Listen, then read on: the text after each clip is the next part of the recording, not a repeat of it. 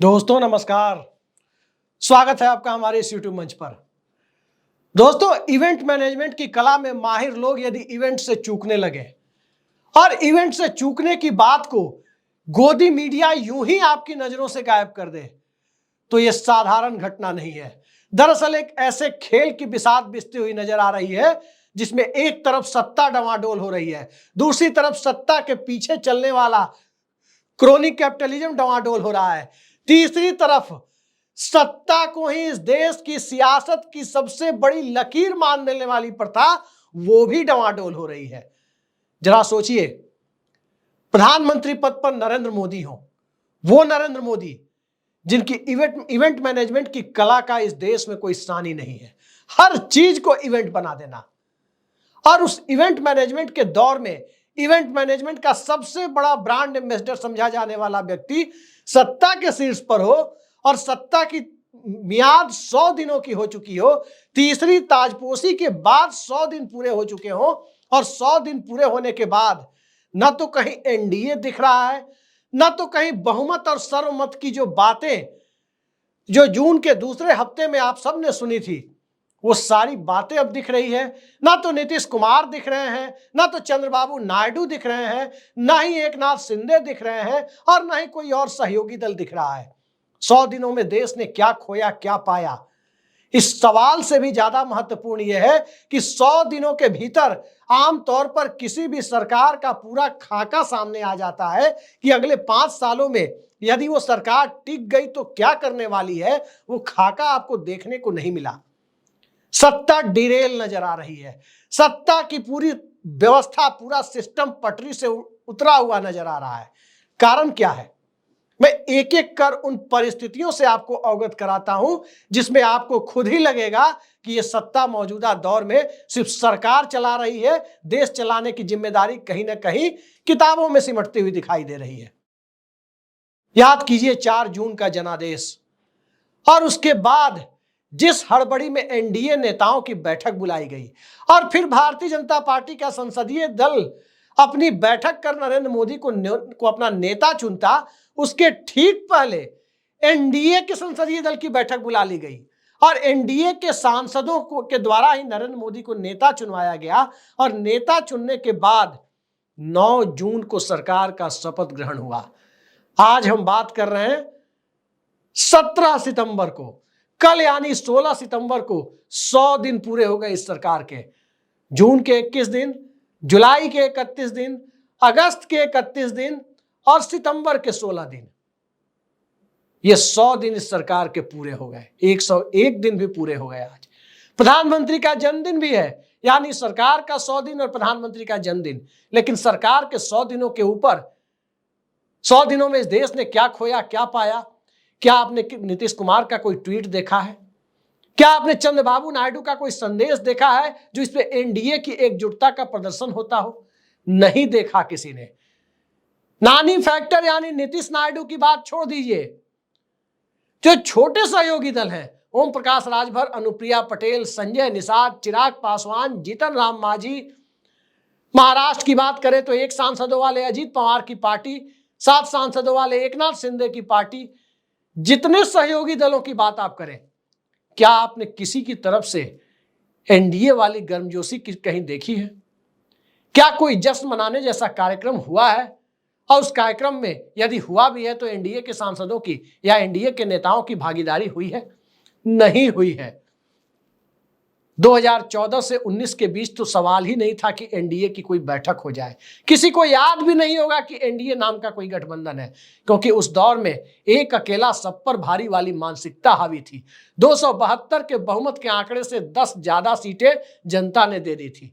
2019 में पुलवामा बालाकोट के बाद की परिस्थितियों में भी बहुमत के आंकड़े से 31 ज्यादा सीटें जनता ने दे दी, 300 का आंकड़ा भी पार करवा दिया था। और अब जो परिस्थिति है, अब बहुमत के आंकड़े से 32 कम सीटें जब है, और 32 कम सीटें होने के बाद जहां नीतीश कुमार, चंद्रबाबू नायडू, एकनाथ शिंदे और तमाम सहयोगी दल ही इस सरकार की बैसाखी बने हुए हैं, लेकिन इन बैसाखियों को भी याद करने की जरूरत नहीं महसूस की गई क्या? किसी ने सोचा भी नहीं होगा कि नरेंद्र मोदी सरकार का मोदी शाह के जलवे को जिन लोगों ने देखा है 2014 से 24 के दरमियान, मई 2014 से मई 2024 के दरमियान 10 सालों में जिन लोगों ने भी नरेंद्र मोदी की सत्ता का जलवा देखा है, एक छोटी घटनाओं को इवेंट में बदलते हुए देखा है। सरकार 100 दिन पूरे कर गई, कोई इवेंट नहीं। प्रधानमंत्री के जन्म दिवस पर बेरोजगारी दिवस ट्रेंड कराया जा रहा है या ट्रेंड कर रहा है सोशल मीडिया प्लेटफॉर्म्स पर। यह मामूली घटना नहीं है, दरअसल यह सत्ता के निजाम का इकबाल खत्म होने का सबसे बड़ा संकेतक है।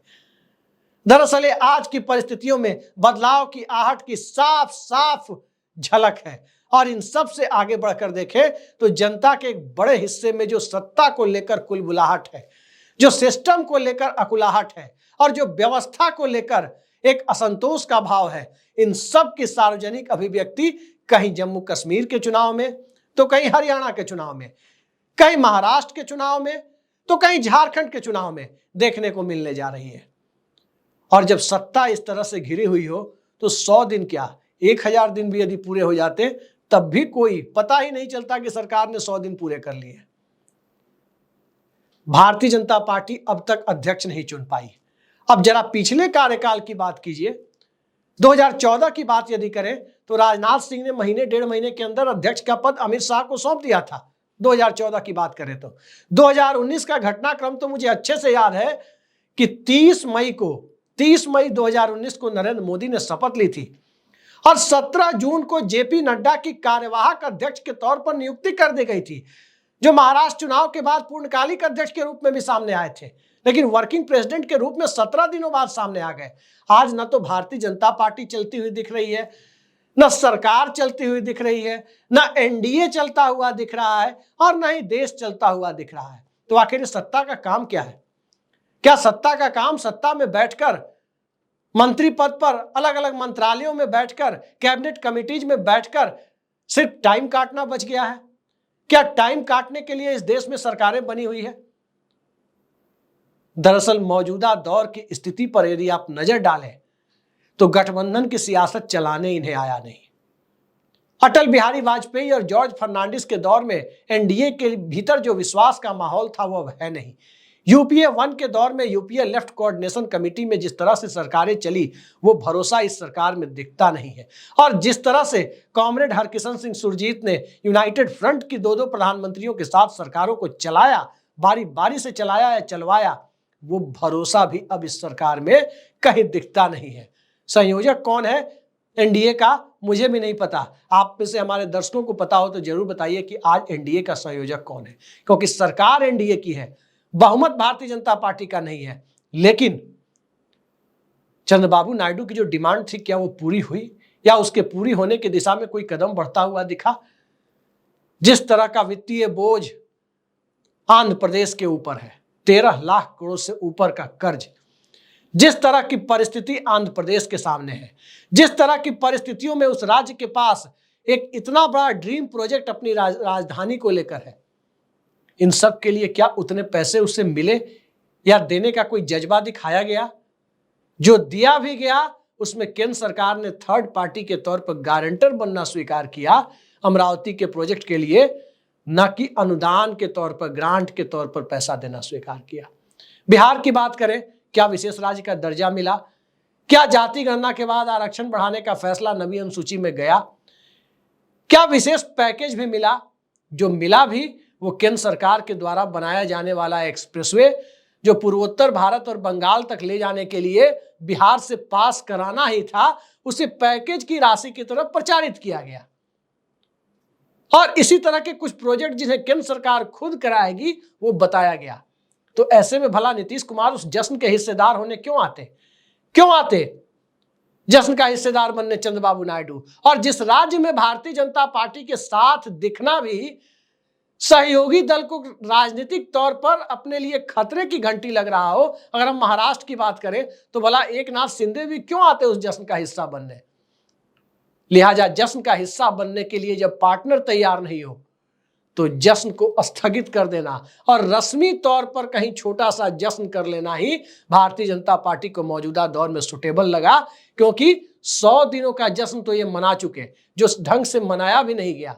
100 दिन पूरे जरूर कर लिए सत्ता में, लेकिन 200 दिन पूरे होने की गुंजाइश दिख नहीं रही है, क्योंकि अगले 100 दिनों के भीतर, 100 दिन छोड़िए, 50-60 दिनों के भीतर ही महाराष्ट्र, झारखंड, जम्मू कश्मीर और हरियाणा के नतीजे होंगे।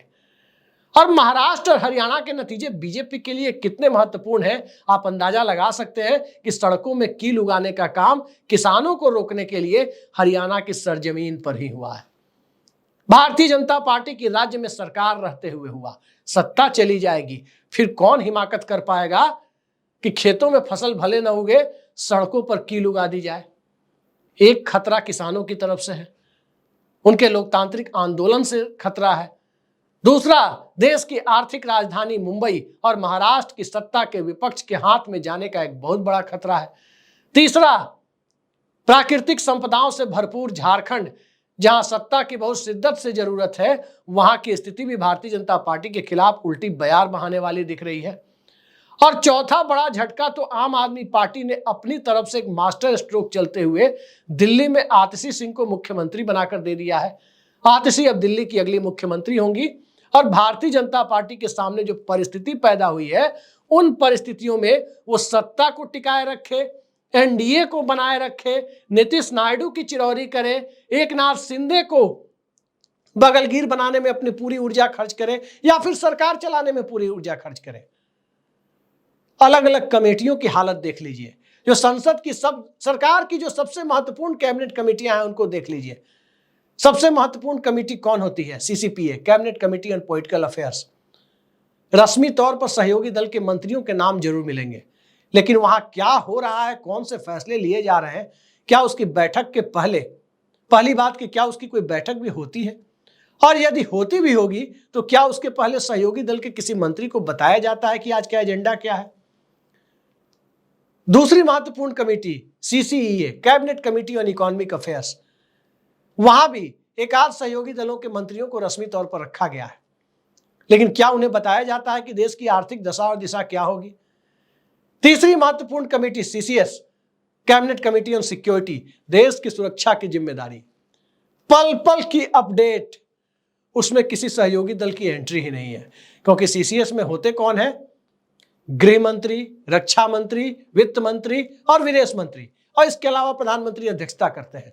ये चारों मंत्रालय, राष्ट्रपति भवन की चढ़ाई जिन लोगों ने चढ़ी है, नॉर्थ ब्लॉक और साउथ ब्लॉक को जिन लोगों ने देखा है, हिंदुस्तान की सत्ता के शीर्ष पर काबिज ये चारों मंत्रालय बीजेपी ने अपने पास रखे हैं। यहां कोई जॉर्ज फर्नांडिस नहीं है जो सहयोगी दलों से सरकार के टॉप सीक्रेट और तमाम बड़े मंत्रालयों और तमाम बड़े फैसलों के अंदर घुसे हुए थे। सहयोगी दलों को तब एतबार हुआ करता था अटल बिहारी वाजपेयी के दौर में, क्योंकि उनका नुमाइंदा एनडीए चला रहा था, उनका नुमाइंदा सीसीएस में बैठा हुआ था, उनका नुमाइंदा जॉर्ज फर्नांडिस सीसीईए में बैठा हुआ था, सीसीपीए में बैठा हुआ था। आज की स्थितियां वो नहीं है, जहां बैठे हुए हैं वहां काम नहीं है और कई जगह बिठाया नहीं गया है। ठीक इसी तरह से कैबिनेट कमेटी ऑन अपॉइंटमेंट, वहां क्या हो रहा है? तमाम नियुक्तियां क्या नीतीश कुमार से पूछकर की जा रही है? क्या चंद्रबाबू नायडू और शिंदे से पूछकर की जा रही है? क्या ओम प्रकाश राजभर, जीतन राम मांझी से पूछकर की जा रही है? क्या चिराग पासवान से पूछकर की जा रही है? जी नहीं, अजीत पवार से भी नहीं पूछा जा रहा, ना ही उनसे जेल में चक्की पिसवाई जा रही है, जो बीजेपी के नेता कहते थे कि अजीत दादा चक्की पीसिंग, और न ही उन्हें सरकार के बड़े फैसलों में पूछा जा रहा है। उनकी व्यथा कई बार कैमरे पर भी आ जाती है, खुलकर आ जाती है, दूसरे शब्दों के साथ, जिसे कोई भी व्यक्ति आसानी से समझ सकता है, उस रूप में आ जाती है।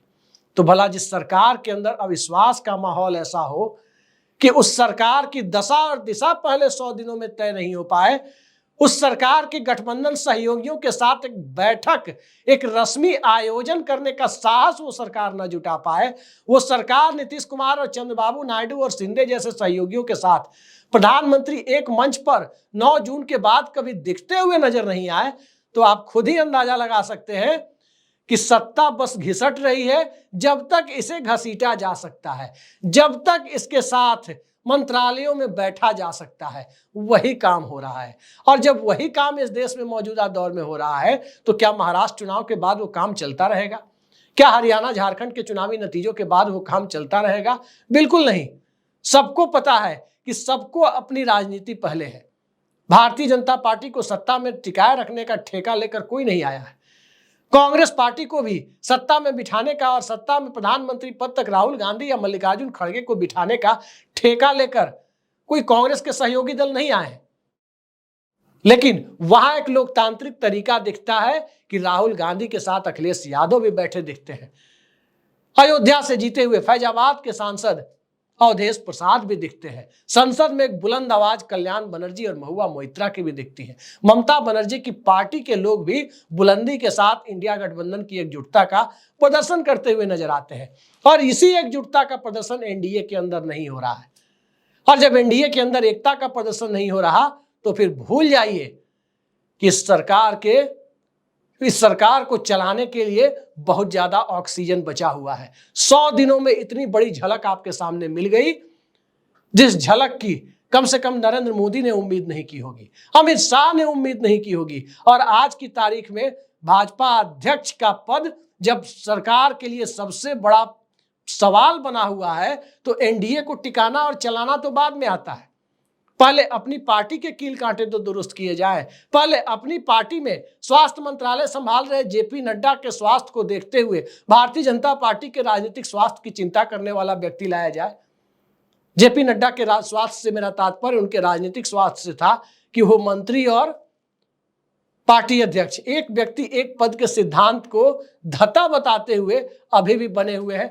ऐसा नहीं है कि रिप्लेसमेंट नहीं मिल रहा, रिप्लेसमेंट करने में सत्ता को एक भय सता रहा है कि आज पार्टी कमान से निकलेगी, कल पार्टी कमान से निकलेगी तो संसदीय दल भी कमान से निकल जाएगा।